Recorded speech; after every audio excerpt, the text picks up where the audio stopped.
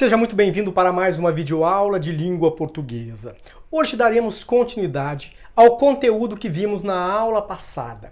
Vamos continuar estudando a colocação pronominal. Já vimos a mesóclise e agora vamos iniciar a nossa videoaula falando sobre a próclise. Acompanhe comigo esse conteúdo que se encontra no seu livro didático de língua portuguesa a partir da página 51. Então veja que dizemos que a próclise quando o pronome se posiciona antes do verbo. Observe o exemplo de duas orações que o seu material didático nos apresenta. Perigo, não se aproxime. O que te motiva? Observe que nas duas orações o pronome se encontra antes do verbo e por isso dizemos que temos casos de próclises nessas duas sentenças. Geralmente, devemos colocar o pronome antes do verbo sempre que houver palavras que atraem esse pronome. Vamos ver, então, quais são essas palavras que atraem o pronome oblíquo átono. Então, a primeira delas são as palavras de sentido negativo. Expressões como nunca, jamais, não, nada, ninguém, conforme podemos identificar nesse texto. Estudo mostra que nunca se trabalhou tanto no país. Observe então que quando tivermos qualquer uma dessas palavras na oração antes de um verbo que acabamos de mencionar aí, essas palavras elas vão atrair o pronome e por isso o pronome deve ficar antes do verbo. O segundo caso, advérbios de tempo, de lugar, de modo. Veja o exemplo. Nunca te vi, sempre te amei. Veja aqui, nunca e sempre são advérbios de tempo, portanto, atraem o pronome oblíquo átono te. O terceiro caso aí são pronomes indefinidos, demonstrativos e relativos, como por exemplo, reis e rainhas, exclamou, estávamos todos cegos. Estamos apenas começando a perceber onde nos encontramos. Observe que a palavra onde é um pronome relativo que atrai o pronome nos, anteposto à forma verbal encontramos. 4. Conjunções e locuções conjuntivas subordinativas. Observe essa oração. Quando eu te encontrar. Então, quando é uma conjunção subordinativa temporal e, portanto, atrai o pronome te. Lembrando que as locuções e conjunções subordinativas são os termos que ligam duas orações sintaticamente dependentes. Elas são classificadas em causais, concessivas, condicionais, comparativas, finais, proporcionais, temporais, comparativas, consecutivas e integrantes. Então aí mais um caso em que devemos usar próclise. No caso, a preposição em mais pronome mais gerúndio. O pronome é posicionado antes do verbo no gerúndio, quando há preposição em. Veja um exemplo. Em se tratando de carro, o nome quase sempre nada diz. Então, verbos também proparoxítonos, não é? Por uma questão de eufonia, usa-se a próclise quando o pronome se liga a uma forma verbal proparoxítona. Veja o exemplo. Nós nos falávamos ao telefone uma ou duas vezes ao mês, dependendo das notícias, sempre ao final da tarde. Então, frases, no caso, interrogativas, veja a capa da revista Galileu. Por que nosso cérebro nos engana? Frases exclamativas. Olha o exemplo. Quanta coisa se mexe com esse grito. Frases optativas. São, no caso, consideradas optativas as frases em que se exprime desejo, como a que se verifica em que seus sonhos se realizem. E agora, então, vejamos uma outra posição em que o pronome átono pode ocupar em relação ao verbo, a ênclise. Vamos dizer que ocorre ênclise quando o pronome é colocado depois do verbo. Isso ocorrerá nos seguintes casos. Então, segundo a gramática tradicional, ênclise é a posição pronominal preferível. Portanto, nos casos em que não haja motivos para mesóclise ou próclise, o pronome oblíquo átono deve ser colocado em posição enclítica. No entanto, é evidente a preferência do falante brasileiro pela próclise. Vejamos agora então em que casos a ênclise é obrigatória. Verbos em início de oração ou no imperativo afirmativo. Perceba que no terceiro quadro, o monstro do português corrige a fala do outro personagem, justificando que nunca se começa uma frase com o pronome oblíquo. No entanto, aquele poderia ainda justificar que a forma verbal salvem está no imperativo afirmativo. Portanto, mesmo que não estivesse no início da frase, exigiria ênclise. Um outro caso são verbos no gerúndio. Furacão Douglas continua deslocando-se para o alto mar. Os verbos no infinitivo impessoal. Veja os versos desse poema. Quero ir-me embora para estrela, que viu luzindo no céu, na várzea do setestrelo. Colocação dos pronomes oblíquos átonos em locuções verbais e tempos compostos. Então, os pronomes oblíquos átonos, eles não acompanham unicamente tempos simples. Eles também podem ser complementos de tempos compostos. Nesse caso, eles podem ser posicionados antes do verbo auxiliar ou, o que é mais frequente no português brasileiro, entre o verbo auxiliar e o particípio verbal. Veja o exemplo. Eu o havia encontrado. Eu havia-o encontrado. Por outro lado, se o pronome acompanhar a locução verbal formada por verbo auxiliar e verbo principal no infinitivo e no gerúndio, ele poderá, a princípio, vir antes do verbo auxiliar, como por exemplo, eles a estão cumprimentando diariamente. Entre o verbo auxiliar e o verbo principal. Olha o exemplo. A família está me esperando. Após o infinitivo, gerúndio. Olha o exemplo. Vou contar-lhe o que eu faria nessa situação. É mais comum colocar o pronome entre o verbo auxiliar e o verbo principal, como ocorre em meu coração, não sei porquê, bate feliz quando te vê, e os meus olhos ficam sorrindo, e pelas ruas vão te seguindo, mas mesmo assim foges de mim. Atente-se para o seguinte, se houver motivo para próclise, no caso, se tivermos palavras atrativas ou frases interrogativas, optativa ou exclamativa, o pronome deverá ser posicionado antes do verbo auxiliar ou após o verbo principal, conforme nós podemos observar no exemplo. Embora o negócio não esteja ainda oficialmente confirmado, Ibsen já ontem se foi despedindo dos companheiros no Brasil. Como há um advérbio ontem, diante da locução verbal com o verbo principal no gerúndio, foi despedindo, o pronome oblíquo átono, se, é colocado anteposto ao verbo auxiliar.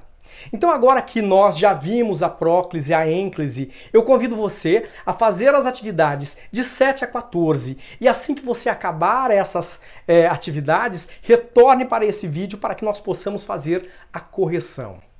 Vamos então começar a correção pela questão de número 7. Leia os textos a seguir, observando a posição do pronome oblíquo átono e responda a respectiva questão. A. Qual é a função do advérbio não na placa? Então, o advérbio não modifica a oração na qual está inserido, negando o seu sentido. Letra B. Em relação à capa da Galileu, avalie estas afirmações. 1. Tendo em vista o pronome oblíquo utilizado, é possível afirmar que a chamada se dirige diretamente ao leitor?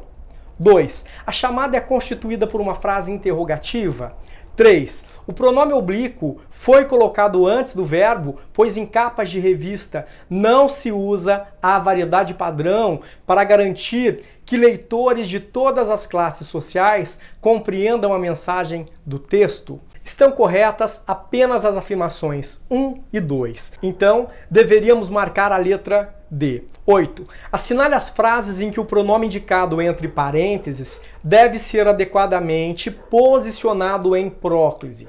Então, deveríamos assinalar as seguintes afirmativas. Aqui se trabalha, de forma alguma nos devolveram o que emprestaram, Como se pôde perceber, essa não é a resposta correta. E, em se confirmando o resultado, sairemos para comemorar esta noite. 9. Observe a situação entre os dois interlocutores. Letra A. Segundo os usos da língua que você observa, a construção utilizada pelo cliente, um pronome após o verbo, é frequente? Explique sua resposta. Então aqui é uma resposta pessoal, mas nós podemos mencionar que a ênclise tem ocorrência menos frequente que a próclise entre falante brasileiro e por isso pode causar um estranhamento quanto ao uso indicado, especialmente na situação comunicativa em foco. Letra B. A posição do pronome na fala do cliente está de acordo com a norma padrão. Essa estrutura relaciona-se a um uso de língua mais formal ou informal. Então nós podemos dizer que a utilização está adequada às regras da norma padrão, empregada em situações marcadas pela formalidade. Questão 10. Observe as capas de revista e as respectivas chamadas principais. Letra A. Explique resumidamente a relação entre o texto não verbal e a chamada principal em cada uma das capas. Na capa 1, a mensagem da chamada relaciona-se diretamente à imagem de um homem chutando, livrando-se de um cesto de lixo reciclável. É possível perceber também que o rapaz da capa é Danilo Gentili, humorista e apresentador de TV, conhecido muitas vezes por sustentar ideias e posicionamentos que destoam dos defendidos pela maioria da população, assim como a chamada traz uma atitude que vai de encontro ao que se divulga na mídia. Em 2, a chamada destaca a demanda do mercado por profissionais criativos e os altos salários que recebem. A revista aproveitou uma apresentação de texto bastante conhecida, fazendo um paralelo com os cartazes de procurado e a busca por determinados profissionais. B. Qual das chamadas se dirige diretamente ao leitor, buscando estabelecer com ele um diálogo? Justifique sua resposta. A chamada da capa 1 dirige-se diretamente ao leitor por apresentar uma forma verbal no imperativo afirmativo, na terceira pessoa do singular, que no caso aí é você. Esse modo verbal caracteriza-se pela intenção de determinar ou alterar comportamento do outro. Letra C. Qual é a voz verbal de cada uma das frases das chamadas? Então nós temos aí, livre-se dos mitos verdes e paga-se bem. Temos, no caso, uma voz ativa. Letra D. A posição dos pronomes nas chamadas está adequada à norma padrão? Justifique sua resposta. Podemos dizer que sim, que os pronomes eles estão colocados segundo a norma padrão. Exige-se a ênclise quando o verbo inicia a oração, como é o caso das 3 orações, e quando o verbo está flexionado no imperativo afirmativo, como é o caso da chamada da capa 1. Questão 11. Leia as frases e assinale a afirmação incorreta. 1. Me empresta a chave do carro, pai? 2. A prova, que realiza-se no domingo, contará com muitos candidatos. 3. A peça de teatro iniciar-se-á no horário previsto. A. Na frase 1, a colocação pronominal, apesar de inaceitável na norma padrão, é característica da fala brasileira. B. A colocação pronominal 3 é formal e está em desacordo com a norma padrão. Letra C. Com exceção da frase 3, as demais construções não estão adequadas às regras da gramática normativa. Letra D. Na frase 2, visto que há um pronome relativo, o pronome oblíquo deveria ser posicionado em posição proclítica. Então nós deveríamos assinalar a alternativa de letra D, uma vez que o pronome deveria estar antes do verbo, já que temos um pronome relativo que atrai o pronome átono. 12. Julgue as afirmativas com relação ao uso dos pronomes oblíquos átonos nesse trecho e marque a alternativa correta. Se isso te disse ele, estás a par de tudo. Assiste-me, portanto, o direito de interrogar-te acerca daquilo mesmo sobre o que me interrogas. 1. Se isso te disse ele, ocorre próclise em razão do uso do pronome demonstrativo isso que antecede o verbo. 2. Assiste-me, ocorre a ênclise porque a conjugação, portanto, atraiu o pronome para essa posição. 3. Houve ênclise em interrogar-te, mas também poderia ter ocorrido próclise. 4. Houve a próclise em me interrogas, porque o pronome relativo que atrai o pronome oblíquo para essa posição. A. Todas as afirmativas estão corretas? Letra A. Todas as afirmativas estão corretas? Letra B. Todas as afirmativas estão erradas? Letra C. Somente as afirmativas 1 e 3 estão corretas? Letra D. Somente a afirmativa 4 está correta? Letra E. Somente as afirmativas 1, 3 e 4 estão corretas? Então, essa é a alternativa que deveria ser assinalada, a alternativa de letra E. Questão de número 13. O individualismo não a alcança. A colocação do pronome átono está em desacordo com a norma culta da língua na seguinte alteração da passagem acima. Letra A. O individualismo não a consegue alcançar. Letra B. O individualismo não está alcançando-a. Letra C. O individualismo não a teria alcançado. Letra D. O individualismo não tem alcançado-a. Letra E. O individualismo não pode alcançá-la. Então, está em desacordo a alternativa de letra D. Questão de número 14. Leia este fragmento da letra de canção. Sou seu sabiá. Eu sou sua sabiá. Não importa onde for, vou te catar, vou te cantar, vou. Letra A. Observe a colocação do pronome te em relação à locução verbal vou catar. Comente a adequação segundo as regras da gramática normativa. Então o fragmento traz o uso preferencial no português brasileiro, pronome entre os verbos em uma locução verbal com o verbo no infinitivo.